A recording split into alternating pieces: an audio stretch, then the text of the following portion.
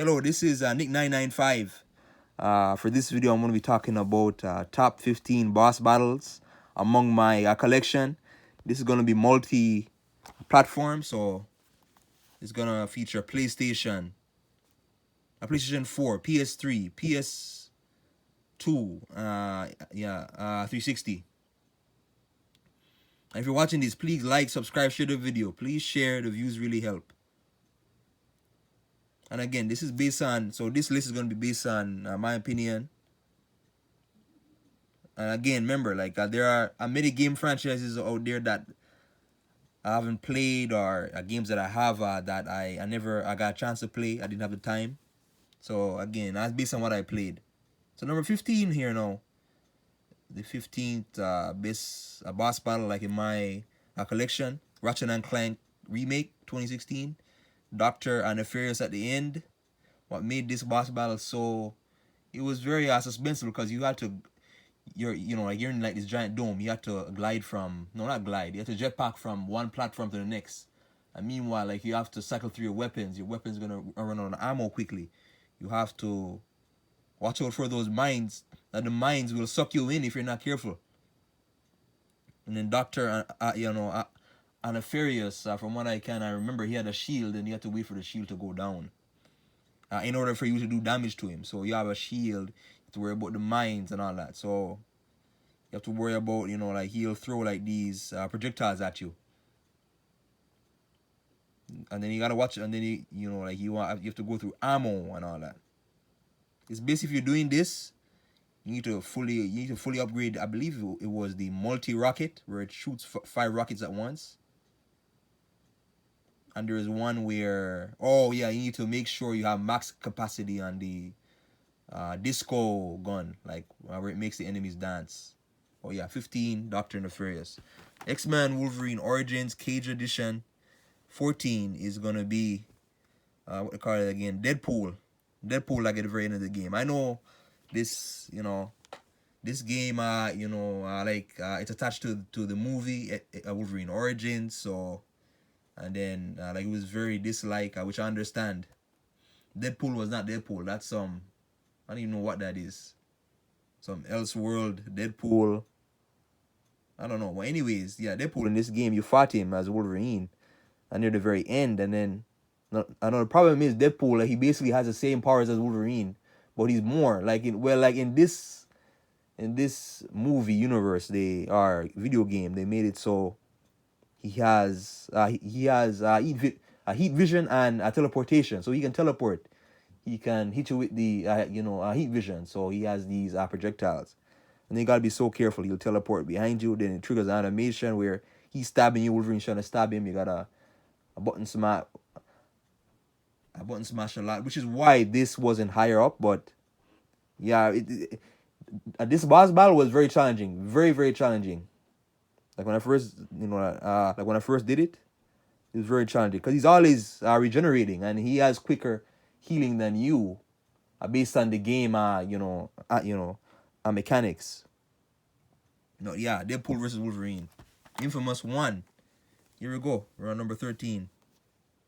Infamous 1, Kessler, the boss at the very end. Kessler, he's basically, if you know Infamous game, you play as somebody with electric powers. And Kessler is basically this guy.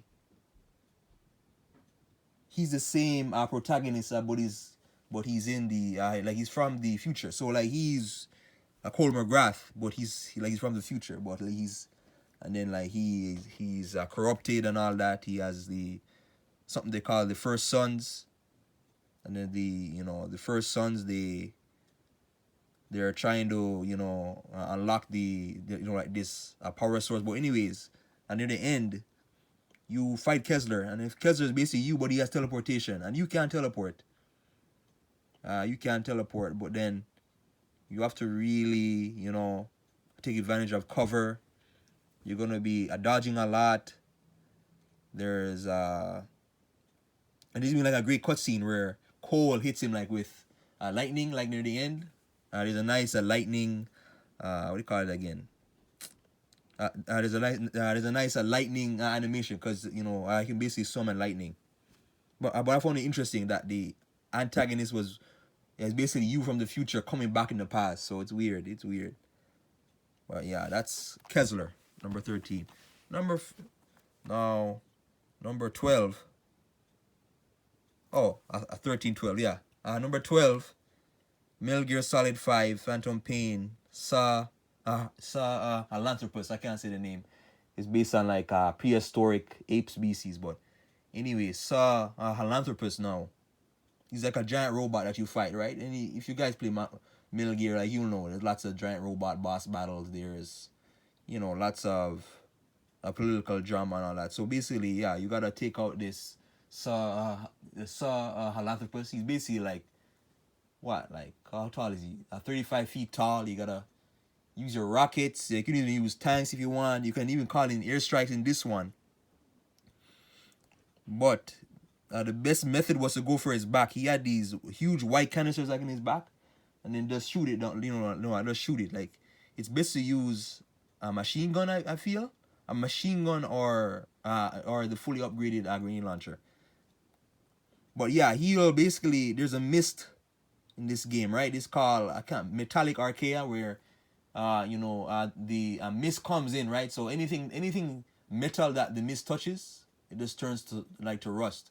So if you're in a tank, and like if you get hit by the smoke, it's like an orange smoke. The tank just turns to rust. So you have to watch out for the mist and all that.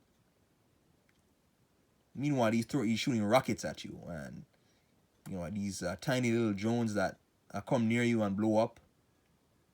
And he's huge, like it's intimidating too because he's so massive, and then like you're trying to run away from him. You're, you can call in a support like from your chopper to shoot at him, but no, it doesn't really do a whole lot of damage. But yeah, Sahelanthropus. That's number 12. Number 11. We're gonna go destroy all humans near the middle of the game.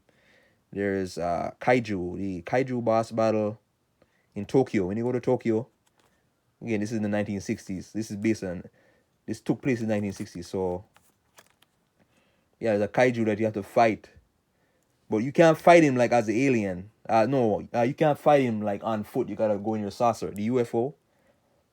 The UFO, you got sonic booms, you have these heat rays, you have anti-gravity field weapons.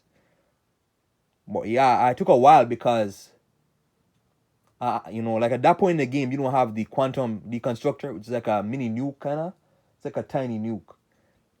And that's the most powerful weapon like in the game. So, like when you find the Kaiju, like you don't have it because the weapon is not unlocked yet. And then like, meanwhile, like you're in the UFO, you got the Japanese army are shooting at you and the Kaiju. You gotta take down the Kaiju and the try to avoid dying. But yeah, it was tricky. It was very tricky. And obviously, with him, you can use mind control and telekinesis. Those things do nothing to the Kaiju. You just gotta rely on the UFO.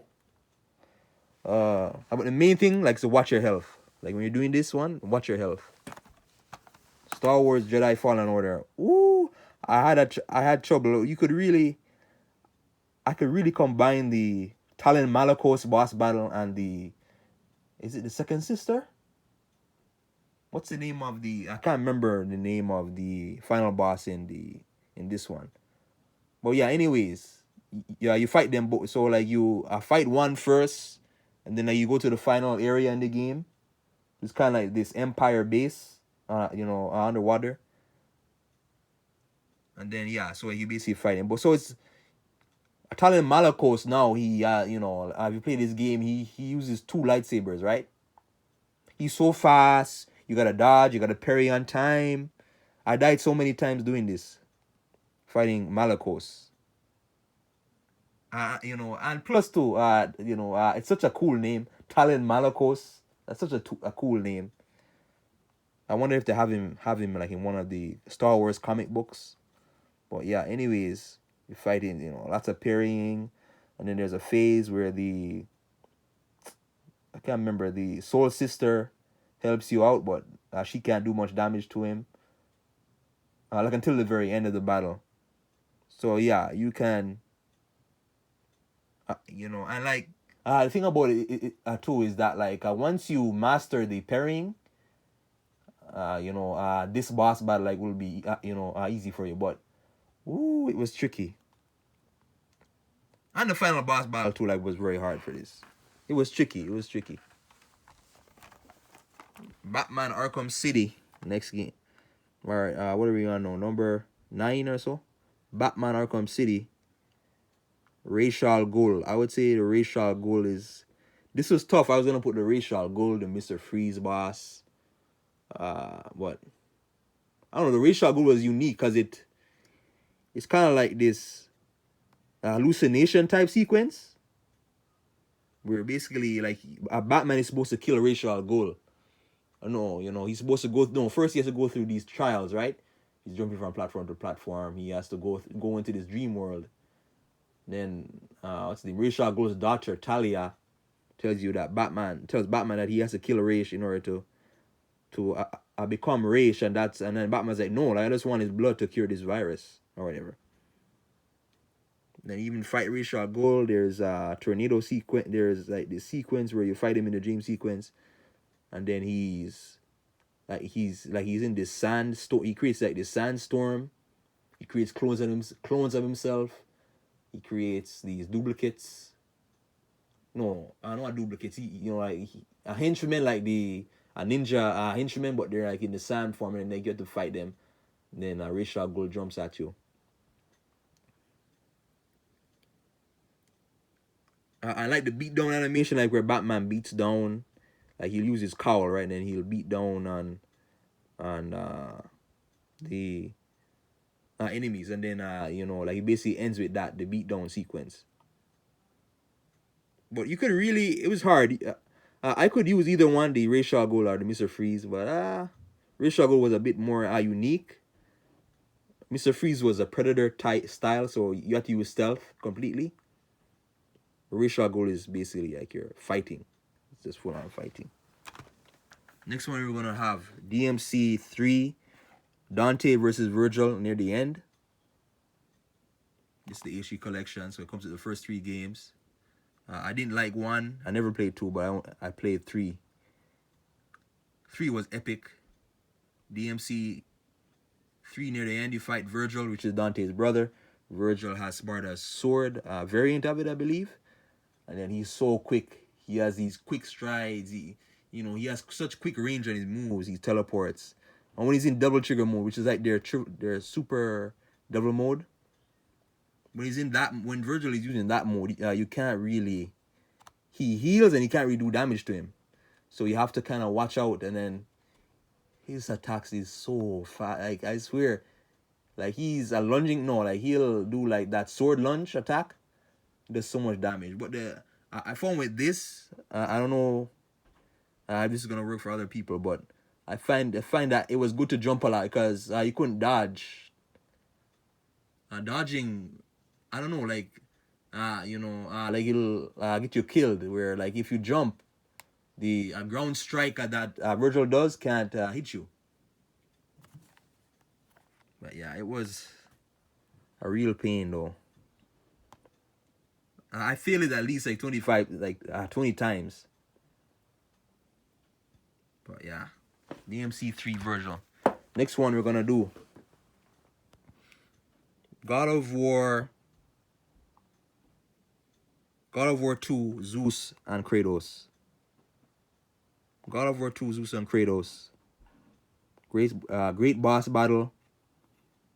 Lots of different sequences as well, and then you had the time travel. Before this boss battle happened, Kratos time traveled. Like he goes to the Sisters of Faith, and then again, this is in Greek mythology. Then he reverses time, so he basically makes it so he's able to fight Zeus before Zeus was able to before Zeus kills his past self. Then he revives the Titans and all that, like at the very end of the game. But yeah, it was tricky. And then Zeus, he basically grows like, he grows super like large, massive, like the size like of the building. And then you have to, and near the end, you have to fight. You have to try and block the projectiles, and yeah, lots of nice animation. And then this is, I know it says PS3, but it says these were PS2 originally. Then they remastered for PS3. But yeah, God of War 2, Zeus. And we're on number 5 now. Prototype 1, Supreme Hunter near the end. If you play Prototype 1, you'll see Alex Mercer. There's nothing it feels like there's nothing this character cannot do. Run up buildings, shapeshift. He can, jump super high. He's super durable. You have like godlike durability and everything. But near the end, you fight the Supreme Hunter. Like, let's go on YouTube and look up the Supreme Hunter. He's like a mutated creature where on one hand he has like a spike, and then on the other hand he has like this massive arm. It's been mutated. It kind of looks like the Tyrant from Resident Evil 1. If you look up the Tyrant. And yeah, so it's basically like Doomsday versus Superman, kind of. Where Mercer is super, super powerful. Like, if you put him up against anything in this game, he'll just destroy it. But like, once you come to this, the Supreme Hunter makes Alex Mercer look weak. Because each hit from the Supreme Hunter, you know how much damage it does? It's massive damage. So you gotta jump really high. You have to use your shield. Which is shield. The shield takes 3 hits. And then after those 3 hits, it regenerates. It's best to use the shield and the sword. And the whip fist. And then you can hold triangle on the whip fist. As Mercer strikes from... He can strike from a distance. But yeah, Supreme Hunter. And then he has your super move. He has a Devastator where he calls down these... He's able to summon... No, he's able to kind of channel the tendrils like from his body, and then it does such massive damage, aerial damage. Then he has a massive tendril that comes for you specifically, which does so much damage if it hits you. But yeah, Prototype 1, Supreme Hunter. You could also put it so you could also have Elizabeth Green too, but that's more of a stationary boss in this game. Elizabeth Green, but Supreme Hunter. We're don't head on. Number 4, DMC5, Dante and Virgil. Dante and Virgil, I'm gonna really add Nero and Virgil because they're really kind of the same fight, but kind of different. But I really like it, especially Dante and Virgil, because it's like spoilers ahead. Don't if you're sensitive to spoilers, please skip ahead. Warning: in this game, Virgil comes back, right? He comes back after he was Urizen, and then basically Dante has to fight him again. He fights, and then there's like a long rivalry between them. But yeah, Virgil has basically all his moves except he doesn't have that Sparta sword from DMC3, and when he's the boss in this game. So he teleports, and what made it unique in this one, there's the Supreme, the Sin Devil Trigger. So the Sin Devil Trigger is like an Ultra Supreme Devil Trigger version. So it's like a very OP, like it's like the most powerful mode in this game. So Dante has one, but Virgil has one too, and Dante won, and Virgil's doesn't even like run out. He'll have it going for like 5 minutes straight, whereas Dante's can only last for 20 seconds like at most. Like you have to dodge. There's a lot of parrying. You gotta mostly dodging. It's mostly dodging, and you gotta wait for Virgil to. After he finishes an attack, that's when you attack him. You have to really time, you have to really watch how he attacks. It's harder. It's harder than it looks, but if you really just time his attacks, you will get through this, And then Nero fights him after. Nero fights Virgil.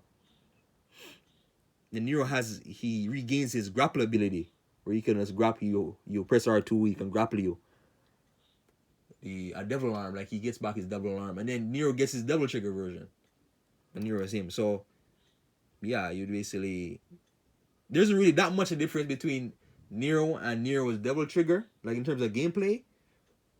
But I think you do extra damage, you do extra projectiles, extra combos, I believe. And yeah, Nero fights Virgil, and then which is harder because Nero is not as fast as Dante. But I think Like the grapple ability really helps. But anyway, that's number 4. Nero slash Dante versus Virgil. God of War 4. Oh, I talked a lot about this game. But anyways, there's a part in this game where really I want to say I want to combine all the Baldur fights. The Baldur fight near the beginning and the one near the end. You're fighting Baldur. It's one of the most epic, I swear, it's one of the most epic cutscene slash gameplay fights ever in a video game. Where, based on what I played, again, Baldur, he comes to your house, you have no idea who this guy is. He comes, he wants to take down the race of giants. And he's like, Kratos is like, get out of my house. And then Baldur punches him. It's like, basically like Superman versus, it's kind of like Superman versus Zod in that Man of Steel movie.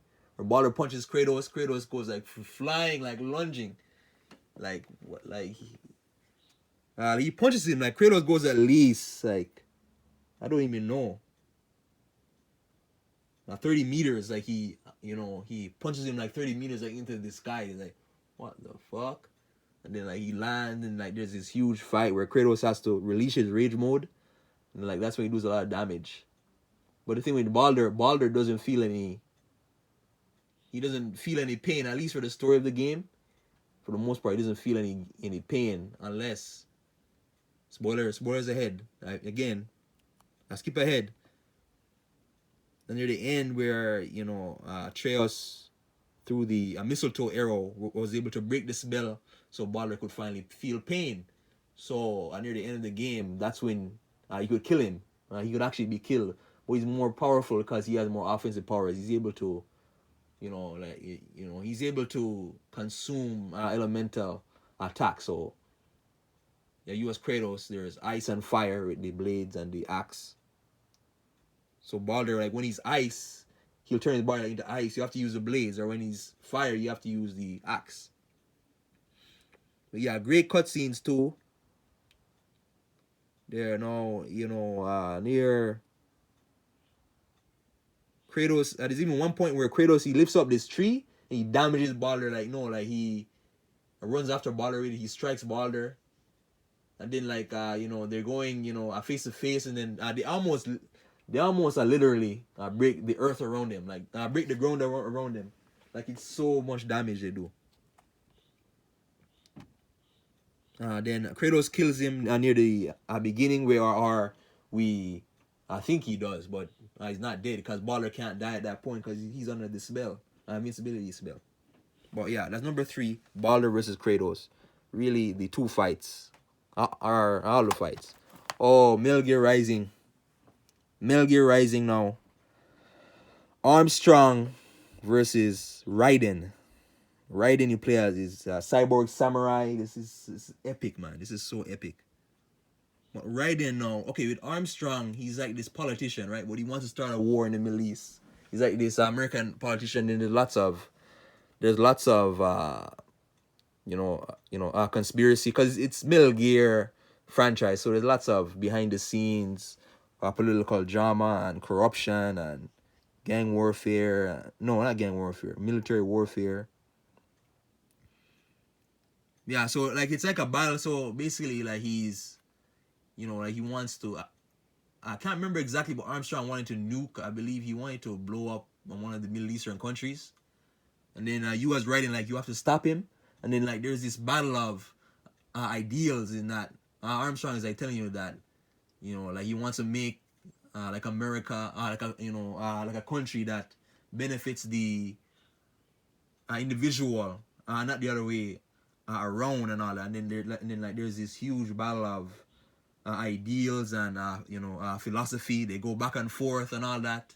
Raiden tells him, "Oh no, like you don't know like what it's like to struggle, do you? Well, yeah, and then like on top of that too, the first part is like basically Armstrong. He's in a giant like spider robot. So the spider robot jumps. No, the spider robot part, it was easy. It was relatively easy, but the second phase of the second part is when he he consumes like these nanites, right, Armstrong, and then he kind of becomes like like a lower, like a lesser version of Superman, but he's still like very, very powerful. He's super durable, and riding sword can basically cut through anything like in the game, except but he can't cut through him. So like Armstrong grabs your sword, he's like, a nice knife, and he just breaks your sword in two, and he's like, what the fuck? And how is riding gonna defeat him? So throughout the boss fight too, he'll like create these mini lava earth projectiles at you. He can move very fast. He can lunge at you. He even throws these, one thing though I didn't like was the slice sequence where you have to slice the pieces of the robot that he throws at you. And the way of this boss fight, like you'll die very easily because each strike like basically like Superman. Armstrong is basically like Superman. So like like when he hits you over and over and over again, basically every hit does like a 40% damage. So you have to really watch out. And each time he, it's like, and near the end, well, at first, Raiden gains like another sword, like the red sword. I believe it's the Murasama, and this is the most powerful sword. Then he can only use the Murasama is how he's able to defeat Armstrong. And like it ends with this brutal, like he rips out his heart. It's like, oh, Raiden rips out Armstrong's heart, and then it's like there's like there's more dialogue, a battling of the philosophy and all that. It's like, whoa, it's epic. It's very epic. But yeah, Metal Gear Rising, Armstrong. At number 1, God of War 3. Debating on God of War 3, Zeus and Kratos. Starts up with, it's kind of like fighting, like it starts with kind of like a fighting game where Zeus attacks Kratos. And then what's the name? And then there's Pandora as well. Pandora, which was the key to the box, and Poseidon. And the Pandora's box. So Kratos opens the box and he realizes that the force, the Pandora, the power like of the box is gone. It's not there. He fights Zeus. Him and Zeus fight. You go back and forth. First off, it starts like fighting game like from the side view. Then he go back and forth like. And in my opinion, this is the most powerful version of Kratos. Aside from God of War 2, when he became literally the God of War, he was literally the God of War. So this one is like the second most powerful. So you basically have so many. You have 4 different weapons. You gotta cycle through them. Zeus is, he's coming at you like this is a battle to the death.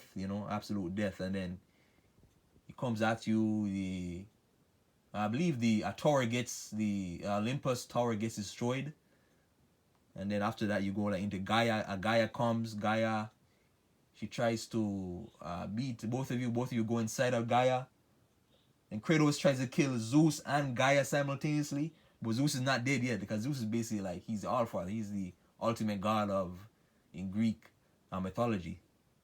And it just goes on and on and on. And then there's like Zeus tries to break Kratos down by showing Kratos like his past and all that. And fear Kratos.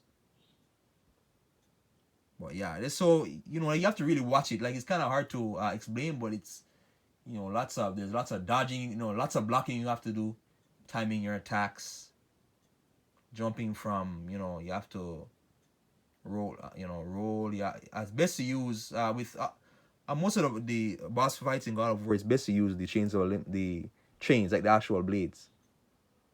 But anyways, that's my number 1. So yeah, all 15.